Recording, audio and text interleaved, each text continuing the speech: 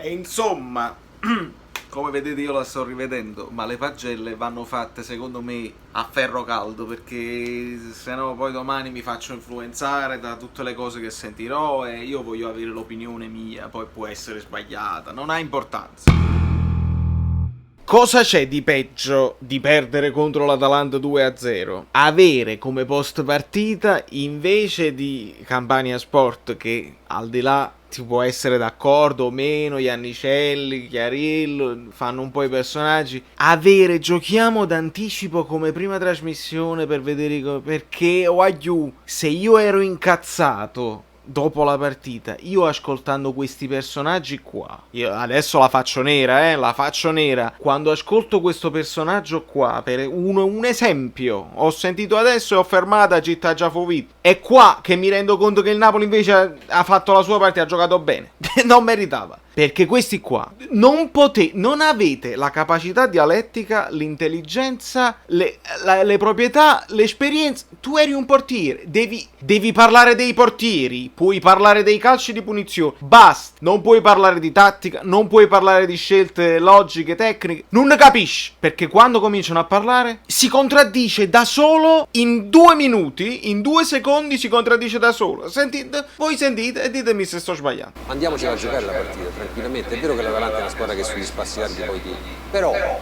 Ecco qua, già prima lui dice non mi aspettavo da Gattuso ha sbagliato perché se la doveva andare a giocare. Poi si rende conto stesso lui. È vero che l'Atalanta però sugli spazi larghi poi ti fa male. Allora non te la dovevi andare a giocare, se la dovevi andare a giocare così come l'hai giocata, guardinghi ma facendo la partita. Il Napoli nel primo tempo questo ha fatto e non ha lasciato spazio. Gomez si doveva venire a prendere il pallone dietro la linea dei 2 centrocampisti di Freuler e De Roon, perché il Napoli teneva bene le linee e le cose. Non gli abbiamo dato la possibilità di entrare negli spazi, di fare male. Ci sono stati quei 10 minuti di blackout, punto e basta. Ma tatticamente non è stata una partita sbagliata. Il Napoli l'ha dominata l'Atalanta per buoni tratti. Poi non abbiamo avuto gli sbocchi perché loro corrono il doppio e raddoppiano. Cioè è sembrato all'inizio del secondo tempo che il Napoli quasi aspettasse che il gol venisse da un momento all'altro. Infatti così è venuto, quella fascia sinistra. Mamma mia, che frase è? È sembrato che il Napoli aspettasse che il gol venisse da un momento all'altro. Mamma mia, contenuti di alta cultura calcistica. Voglio questa gente, io ho capito perché poi dopo mi vado a sentire gli altri youtuber che è meglio. Perché io non posso in trasmissioni sentire gente che dice mi è sembrato che il Napoli stesse aspettando il gol. Maro, dove? Dove sta questa sensazione? Non c'è. Ma anche la scelta di Politano al posto di Caicai, secondo il mio punto di vista, è vero che Politano è più attaccante, però Caicon in questo tipo di partite ti dà un qualcosa di diverso a livello difensivo, a livello di attacco. E allora fammi capire, te la volevi giocare a viso aperto con un attaccante o con Cagliacon che invece copre? Cioè, lo vedete come da soli si contraddicono e non hanno idea di cosa stanno parlando. Io è questo che non sopporto. Io guardo le trasmissioni perché voglio capire, voglio imparare di più, voglio sapere se ci sono delle cose che non ho capito, che mi sto inventando. Ma se in trasmissione mi invitate gente come questi, che dicono cose e si contraddicono da soli, non ho aspettato nemmeno il contraddittorio di un altro che glielo dice. Politano neanche io lo volevo, ma per uno che era più attaccante e si è visto logicamente che serviva quello, ma non Cagliacon. E tu mi dici no, però il Napoli se la doveva giocare a viso aperto perché tanto cosa hai da perdere? Però l'Atalanta giustamente sugli spazi larghi, però era meglio Cagliacon, però Politano è più attaccante. Fate voi, fate Vobbis, non lo so, io vi lascio con le pagelle, le cose, ma sentire questa gente qua mi fa ribollire il sangue nelle vene perché non ci meritiamo questa gente qua che viene a Napoli da dove vengono e ci fanno le lezioni di nulla, perché è una lezione di nulla, e mangia sentire... No, mi sento male.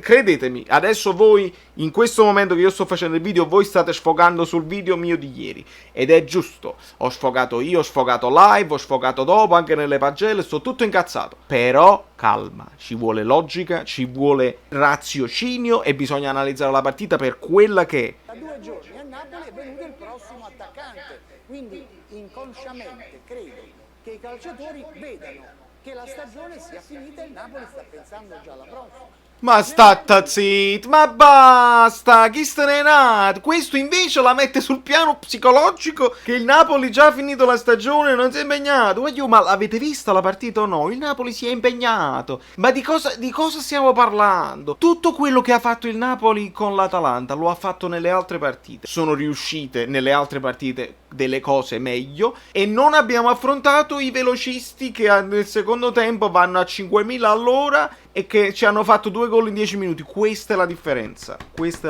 Poi dopo possiamo analizzare chiaramente la scelta di Politano, Callecon invece che Lozano. Va benissimo, va tutto bene, ma parliamo tecnicamente sti strunzata in un support. E Vagan Freve di più della sconfitta. Ecco perché io mi ero un po' disabituato, perché il Napoli stava vincendo e tutti sti cretini non potevano parlare più perché fanno le trasmissioni meglio. Di chi è la colpa? Troviamo il capro espiatorio. Adesso dobbiamo capire colpa di De Laurentiis, della rosa, dell'allenatore, dei giocatori, e si divertono così. Quando il Napoli vince non ci riescono e gli elogi a un certo punto, se non avete tecnica, se non sapete il calcio tecnicamente e tatticamente, finiscono le vostre trasmissioni, non sapete che dire. Questa è la verità. E allora io vado in freva. Questo è tutto. Oggi è più sfogo di ieri. Com'è possibile questa cosa? È così. Bisogna fare le pagelle a ferro caldo e un commento che non è a caldissimo come quello che avete visto nel video di ieri. Se non l'avete visto andatelo a vedere. Però è quella sensazione che ancora ho, no? Che è la sensazione finale di impotenza. È in realtà una sensazione che mi sgretolo di fiducia. Voi non potete capire che significa sgretolarsi di fiducia. Però c'è un motivo. Il motivo è questo qua. Guardate, lancio un filmato. Se non vedo più un progetto intorno a me è chiaro che io poi mi sgretolo un po' di fiducia e poi c'è stato... Ecco perché io mi sgretolo di fiducia e io giorno prima l'ho addirittura sognato a Calaiò. Ho sognato che c'era Calaiò, stavo col mio amico Angioletto, chiedevo la maglia, non me la dava e io lo accusavo, dicevo che Pampa Sosa era meglio di lui, poi c'era anche Peretti, insomma vabbè, la testa mi sta volando. Comunque ricominciamo con calma. Ospina si prende 7 per un motivo per la parata che ha fatto su Gomez e per il coraggio che sempre ha nelle uscite, e quindi si prende 7 per un fatto di grazie per avere il coraggio di difendere la nostra porta. Che tu sia titolare, che ti alterni con Meret, non ha mai deluso del tutto, quindi gli diamo 7 ed è il voto più alto fondamentalmente della squadra. E che vi aspettavate oggi? Che cosa vi aspettavate? Di Lorenzo 5,5. Tutti i voti sono un po' influenzati da un buon primo tempo, che però poi nel secondo è stato impalpabile e non siamo stati in grado di rispondere agli schiaffi. Questo è 5,5 perché sì, nel primo tempo ha tenuto bene, ha anche impegnato un pochino l'Atalanta, però poi nel secondo tempo il primo gol, che viene da una situazione di calcio d'angolo, quindi stavamo tutti fuori fase, sulla fascia là invece di lui c'era lui, e quindi 5,5. Maximovic si prende 5. Ha completamente perso il duello con Zapata, in ritardo, non riusciva fisicamente a tenerlo, quando Zapata fisicamente lo ha sovrastato, diciamoci la verità, quindi si prende 5. K2 6 perché quelle poche volte che è andato lui su Zapata c'è stata un pochino più una lotta alla pari e le 2 occasioni di testa che ha avuto era là, però purtroppo impreciso. 6, ma perché 6? Anche 6 meno, insomma, cambia poco. Mario Rui stessa cosa, 5,5, cioè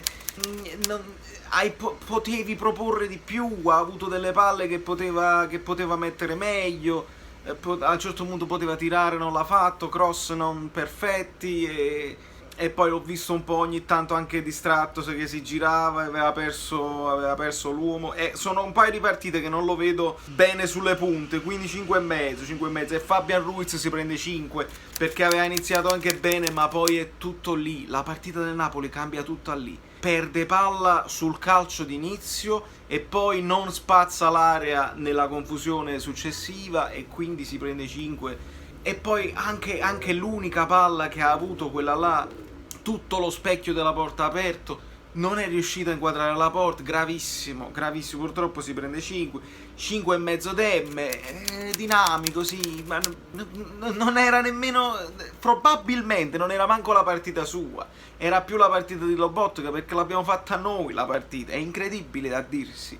Ma per questo io sono ancora più arrabbiato per il risultato, perché questa Atalanta, sì, mi colpisce fisicamente, mi colpisce come sono in grado di raddoppiare la velocità nei secondi tempi, ma non mi ha fatto un'impressione incredibile, non mi sono visto, oh maronna mi stanno arrivando gli atalanti, no, abbiamo controllato tranquillamente il primo tempo e poi c'è stato confusione nel secondo tempo dove abbiamo preso quei 2 schiaffi, ma non sono stato impressionatissimo da questa Atalanta. A me purtroppo non mi esalta, ditemi quello che volete voi, ma io li vedo macchinosi, non sono, cioè corrono, ma quando toccano il pallone non sono puliti, non sono belli da vedere, non fanno azioni di un certo spessore tecnico, fanno i triangoli, sì, fanno i triangoli perché sono più veloci degli altri e quindi te lo sei perso, però tutta questa impressione non me l'ha fatta. Flash, cioè sono velocissimi, ma poi per il resto non lo so. Zielinski si prende 6, è stato l'unico un pochino più veramente sul pezzo, propositivo, ha fatto delle buoni strappi, buone accelerazioni,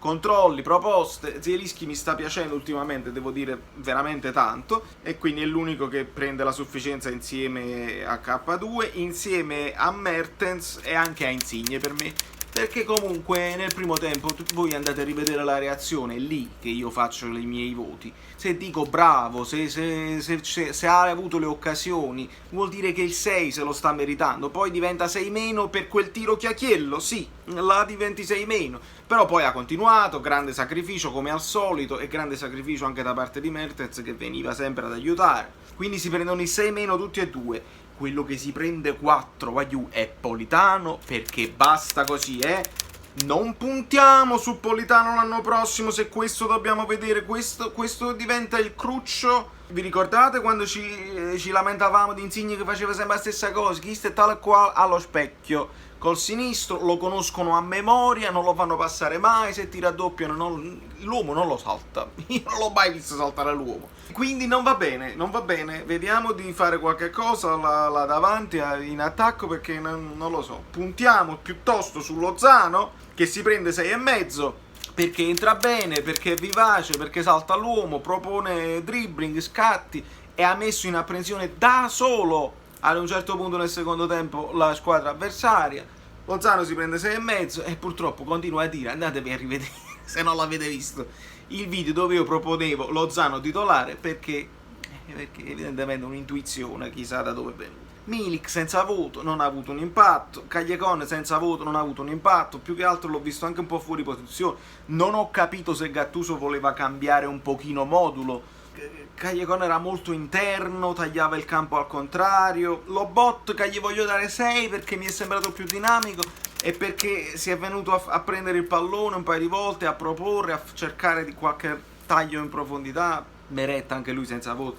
Comunque è molto deprimente questa sconfitta, e questo è uno sfogo del giorno dopo, non a caldissimo ma è ancora a caldo perché io sono nel giorno prima, quindi questa è la macchina del tempo. Adesso mi vedo tutte le cose, vediamo se ci posso aggiungere dei commenti che mi vengono ispirati così, ma io mi sgretolo di fiducia se vedo sconfitte del genere. Parentesi, adesso tutto il mondo sta parlando, tutto il mondo, insomma, molti di noi stiamo parlando di questa sospetta forma fisica dell'Atalanta. C'è un preparatore, loro hanno preso un preparatore, mi pare norvegese, insomma ci sono delle storie sotto, c'è una preparazione diversa dagli altri, diversa dal solito, e funziona. Ora io non so se questa roba è legale, è illegale, se sono sostanze dopanti, non lo so, può essere pure che è una preparazione innovativa, legalissima, che serve ai giocatori a dare il meglio nei secondi tempi, a essere in forma perfetti, e poi magari quando staccano la spina e vanno in un'altra squadra scompaiono e diventano non all'altezza della situazione, o è Gasperini che li mentalizza, non lo so, è un calcio totale, strano, non bello da vedere per quanto mi riguarda, a qualcuno potrà piacere, però io resto con questa cosa qua. Il Napoli non ha sfigurato, chiariamo questa cosa qua, il Napoli ha fatto molto bene nel primo tempo, nel secondo tempo abbiamo preso preso 2 polpette e non siamo stati in grado di rialzarci perché ci raddoppiavano dappertutto e il Napoli ci ha provato ma non aveva la brillantezza per riuscirci.